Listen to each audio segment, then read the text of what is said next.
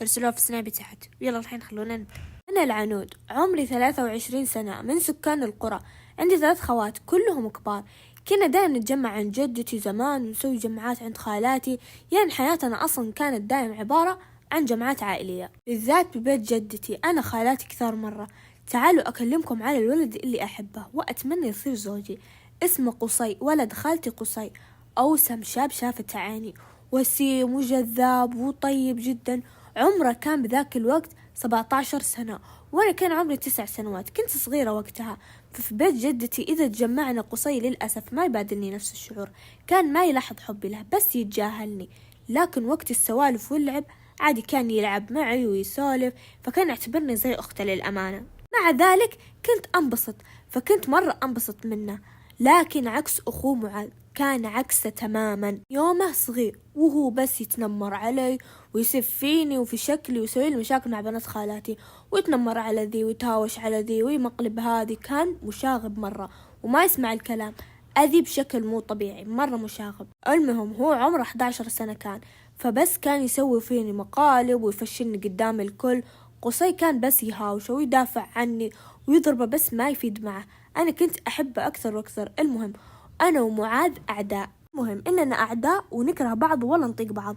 ما أدري ليه كان يسوي فيني كذا، بس إني ما أطيقه. بس نتهاوش ونتضارب، فكنت أضايق من حركاته مرة وأرفض أروح مع أمي. كنت أرفض أروح أي تجمع، فكانت تسألني. قلت لها أمي معاذ بس يضربني ويفشلني قدام البنات، ما بروح معك يا ماما خلاص.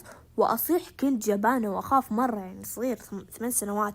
المهم أمي كانت تحفزني وتقول لي لا يا العنود ما يصير، لازم أي أحد يضربك تردينها له، خذي حقك لا تسكتين لحد، وإذا زودها قولي لي بس. مهم بعدها يوم جمعة، أكيد الجمعة عند جدتي. جينا أول ناس احنا، نيجي قبل الكل خالاتي وكذا. أنا بس كنت أنتظرهم يجون بس عشان أشوف قصي وأخذ حقي من معاذ، وأنتظر تيجي خالتي الثانية والثالثة. المهم طولوا ما جاء. طلعت ألعب برا مع بنات خالاتي وكذا، أدور على قصي ما جاء. سألت خالتي اللي تسكن فوقهم، فقالت بيجون شوي إن شاء الله. المهم أنا متجهزة أنتظر معاذ بس يغلط علي أو يسوي شيء عشان أوريه إني قوية وأتلقف عليه وما أدري وشو. المهم إلا يجون. كنت ألعب وقتها إلا ألمحهم، سويت نفسي ما انتبهت لهم. إلا كالعادة معاذ الدفش. كنا متجمعين عيال وبنات في منطقة يعني واحدة. إلا يجي بدفاشته كذا ويدخل بيننا ويدفن، يقول سلام عليكم جاكم الكينج ومدري وشو، ويسوي حركات. كنا نخاف مرة منه، هو مع 3 عيال من شلته بعمره. المهم ويهجون كذا كلهم البنات، إلا أنا قمت من الأرض ودفيته كذا على ورا. قلت له اسمع لا تحسبني بخاف منك، ترى أقسم بالله لا أمسح فيك البلاط، فاهم؟ مسوي تستقوي على بنات وكلام كثير تخيل، وما أدري كيف سجعت. أنا لساني طويل بس إني خوافة كذا. المهم وأسفل فيه وهو شلته بس يضحكون. المهم إلا شوي يقول خلاص خلصتي، ويمسك شوشتي ويسحبها ويقول نعم نعم. ليش مين انتي؟ اسمعي مرة ثانية لو جربتي تمدين يدك علي أنا اللي بمسح بوجهك البلاط، سامعة؟ ويهاوشني كذا وماسك قشعتي بيده وهو يهاوش كذا. إلا على طلعت أمي وقصي وتصارخ أمي عليه تقول معاذ يا كلب أنا أوريك. وتجي له أمي، هو مرة يخاف من أمي مرة يخاف، وتجي له هو كذا ماسك شوشتي ويجي على قصي ويعطيك كف على وجهه وينزل يده ويدف على الأرض، وأمي تسفل فيه وتهبد فيه. إلا تجي أم خالتي تقول وش صاير، وتقول له أمي وأنا شوشتي كذا مفككة وقاعدة أصيح. إلا تسحب أمه من إذنه وتسفل فيه وتسحبه كذا، وأنا أناظر فيه وأبتسم كذا نظرة الانتصار، وتسحبه إلين مجلس رجال، تفتح الباب وتدخله جوا تسكر الباب وتدق على أبوه. قالت له وهو يصيح عند الباب، وأنا كذا أسمع وهو يصيح ورا الباب ويقول قصي أعتذر يا خال والله كنت بالمجلس إلا أسمع الصراخ وسوي أطلع له أدب هذا المعاذ. وتقول أمي والله يا قصي أخوك تشتكي منه العنود مرة يأذيها ومو مخليها في حالها، متأكدة هو اللي اعترضها وأنا طالع كذا، ولكن مو هو اللي أنا تملقفت عليه، لكن من الأساس كلهم هجوا إلا أنا، فمين بيبقى بيمسكني أنا أكيد لأني لحالي. المهم صارت أمي بس تخليني جوا، ما عاد تطلعني ألعب برا، ولا إذا بنلعب ولا نسولف تقول أمشوا داخل لا حد يطلع برا، حتى الأمهات الباقين. وصارت خالتي من كثر ما يشتكون من ولدها صارت مرات ما تجيبه معاها، ومرات يجلس هو قصي في البيت، وكنت أزعل إن قصي ما عاد يجي. المهم مرت فترة ما شفناه وكبرنا وصار عمري 13 سنة وهو كبر صار عمره 15 سنة. من بعد ذيك السالفة ما قد شافني ولا شفته، وصار لنا فترة ما شفناه بس أشوف قصي. كبرنا ومرت السنين، إلا مرة واحنا جالسين كذا برا أنا وبنات خالاتي، إلا نشوف معاذ ولمحت قصي وصار عمره 21 سنة، صار يهبل ووسيم، كبر مرة، صار وسيم وحلو أكثر من قبل. لكن للأسف اكتشفت إنه عنده حبيبة مع الأيام وناوي يخطبها. زعلت شوي بس ما قلت من البداية، هو أصلا ما كان يعاملني غير إنه أختي وبس، كان يعاملني كأني أخته وبس، المفروض أتركه أصلا. المهم ويجي معاذ كذا صار شكله كأنه واحد عمره 20 سنة، كبر وتغير شكله. جلسوا كذا يتكلمون البنات. المهم أنا دخلت جوا لأني سافتها ما أبغى أتكلم ولا أشوفه ولا أي شيء، فهو يعني حركات ذيك اللي أول الدفاشة ودي شوي عقل، لكن لسه يسوي هذيك الحركات معايا. فطلعت أنا فوق عشان نحروا كذا برا، فطلعت أنا فوق بيت جدتي كبير وفي قبو، ما كان في أحد وقتها. أنا كذا أمشي فوق إلا يمسكني معاذ فوق ويقول عنود كيفك والله منورة، كبرتي وتغيرتي كلنا صح، والثلاثة اللي معاه من أول باقي موجودين نفسهم. قلت له خير وش تبي، ونزل يدك أحسن لك، ترى لا تحسبني عنود القديمة، أقسم بالله ما تلوم إلا نفسك. وأصارخ في وجهه. قلت له اتركني، لا أصارخ وخليهم كلهم يجون الحين.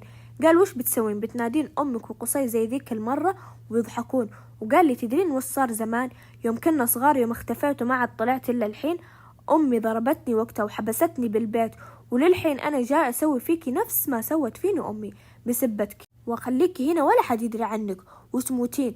إلا يجرني كذا لعنده ويسكر فمي ويدخلني القبو اللي ببيت جدتي، وأنا أصارخ وأسب فيه ويربطني في القبو ورا شوي كذا من الباب ويسكر فمي وقال يلا خيسة هنا يلا تعالوا ويروحون. جلست أحاول أفك نفسي لكن ما قدرت، مربطيني بمدري وشو شيء كذا قوي، لكن من حسن حظي إن الجوال كان في جيبي، أطلع الجوال كذا ويطيح جنبي. حاولت أطالع كذا عشان أحسبهم يعني وراي لسه.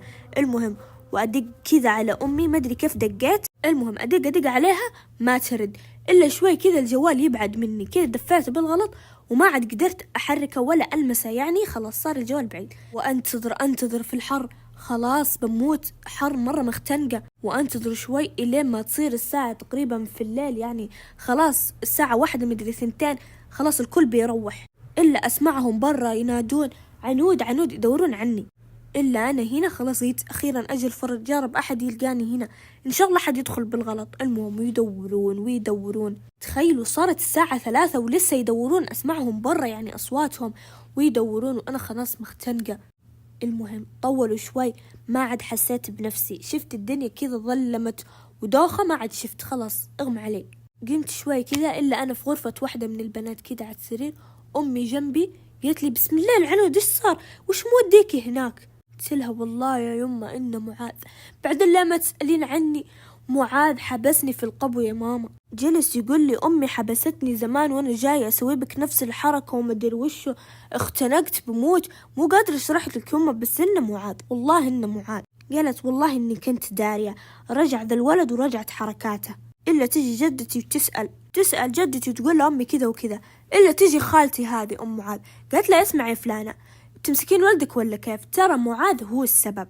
قالت وش اللي معاذ هو السبب، معاذ من أول قاعدة أشوفه جالس برا. قلت لها إيه متى شفتي هذا الحين، لكن أول ما تدرين وش صار. بعدين بنتي ما رح تتبلى ولدك كذا من وهو صغير وهو يحارشها، أكيد إنه هو. قلت لها والله يا خالة إنه هو، وقال إنه زمان حبستيه عشان كذا اختفى والحين جاي يردلي نفس الحركة ومدري وشو. المهم أنا وأمي خلاص طفشنا منه، ما عاد ندري إيش يسوي، يعني مو أول مرة يسوي فيني كذا، دائم يحارشني، دائم يسوي فيني أشياء، فخلاص طفشنا منه، صرت ما عاد أجي مع أمي. لا اسمعي أمي أنا بأرفض إني أجي معك مرة ثانية، ما عاد بجي معك لا تحاولين.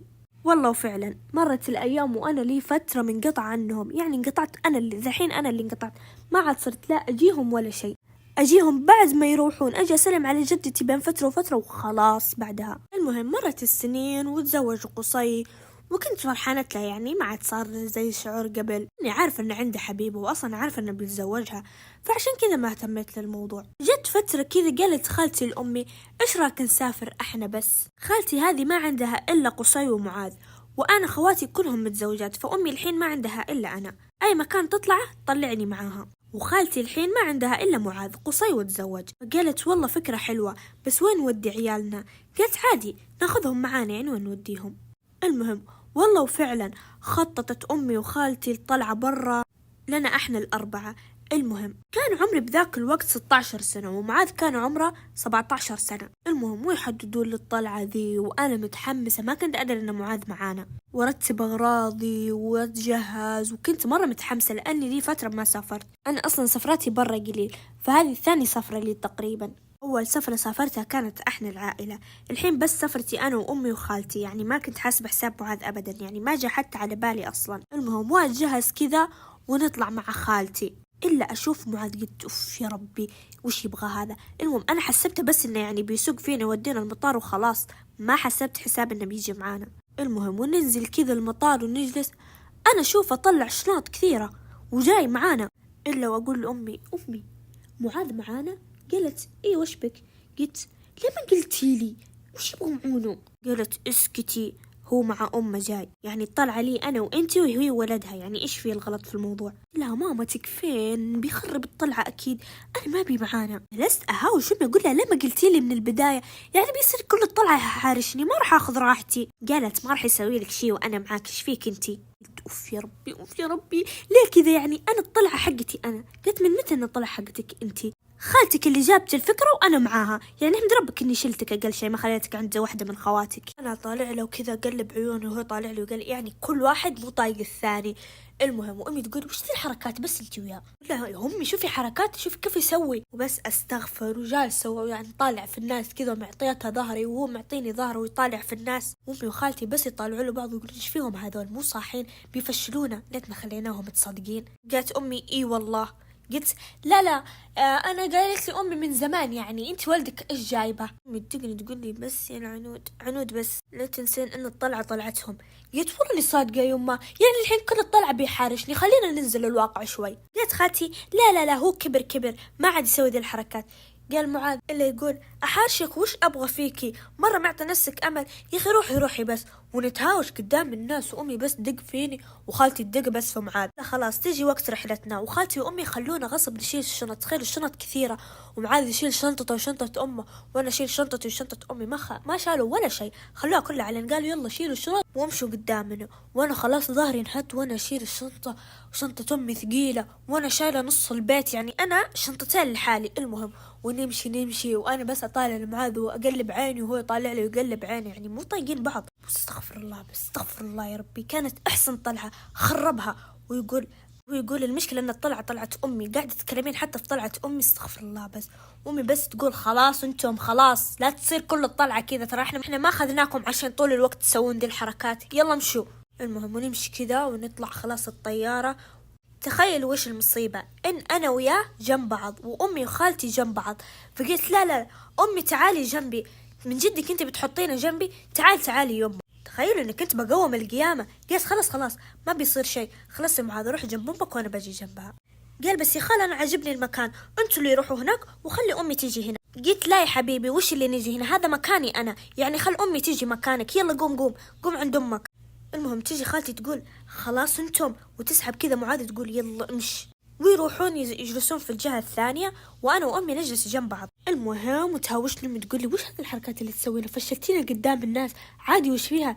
قلت لها أمي عادي وش فيها، تبغين معاذ اللي ناقرني طول الوقت يجلس جنبي؟ لا طبعا. قالت خلاص اسكتي بس فشلتينا قدام الناس. المهم وصلنا المكان اللي احنا رايحين له، طبعا كنا مسافرين برا يعني، فوالله وصلنا ونزلنا وكذا، وأنا الفرحة مش سيعاني من زمان أبغى هذه المدينة، وأبدأ أصور وكذا أتكلم ووري البنات وصور الستريكات وأرسل سنابات. المهم ركبنا السيارة كذا ودونا على الفندق اللي يعني حجزته خالتي وأمي. كان هذا الفندق فيه بوفيه، يعني يسوون بوفيه فطور غدا عشاء، يعني محتاج نطلب من برا. فذا الحين الفكرة وشو، خلاص قديني عارفة أمي وخالتي دافعين كل شيء، يعني مع البوفيه وكل شيء في الفندق، فخلاص يصير إذا صحيت الصباح أنزل أفطر أو أخذ فطوري فوق أخليهم يطلعونه فوق. بس للأسف من حسن حظي إن خالتي وأمي قاطين في غرفة واحدة، يعني غرفة واحدة كبيرة مقسومة جهتين، جهة لمعاذ وخالتي وجهة لي أنا وأمي، ما أخذ غرفة لهم وإحنا لنا، لا غرفة واحدة بس مقسومة جهتين. المهم أنا ما كنت أدري بهذا الشيء، العادة يعني أمي وخالتي هم اللي مجهزين كل شيء، حتى معاذ ما أدري عن شيء. فخلاص طلعنا فوق وأنا جالسة أطالع الفندق مرة كان يهبل، إلا أطالع في أمي تطالع فيني، قالت خير إن شاء الله. قلت لا إحنا معاهم وين غرفتنا؟ خالتي كذا تضحك وتفتح الباب، قالت يا حلوك بس ادخلي ادخلي. قلت وش اللي ادخلي يا أمي؟ غرفتهم وين غرفتنا؟ لكم ما استأجرتي يا رب.